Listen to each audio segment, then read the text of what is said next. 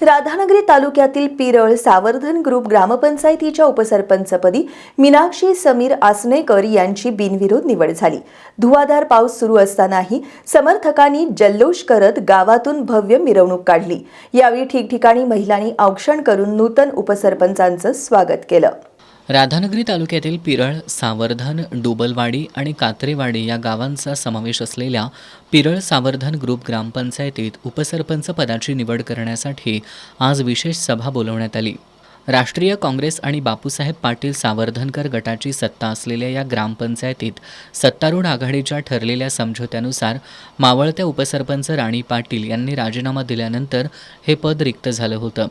त्यानंतर उपसरपंच पदाची निवड करण्याकरता आज विशेष सभा बोलवण्यात आली होती। सरपंच अस्मिता संदीप पाटील यांच्या अध्यक्षतेखाली झालेल्या आजच्या विशेष सभेत मीनाक्षी प्रवीण आसणेकर यांचा एकमेव अर्ज दाखल झाल्यानं त्यांची उपसरपंचपदी बिनविरोध निवड जाहीर करण्यात आली।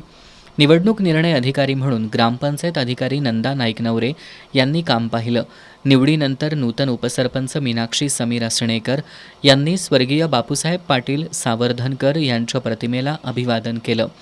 यावेळी बोलताना मीनाक्षी आसणेकर यांनी आमच्यावर दाखवलेल्या विश्वासाला पात्र राहून सक्षमपणे काम करीन आणि गावातील विकास कामांना गती देत सर्वसामान्यांच्या अपेक्षा पूर्ण करण्याचा विश्वास व्यक्त केला। निवडीनंतर गावात आनंदाचं वातावरण निर्माण झालं होतं।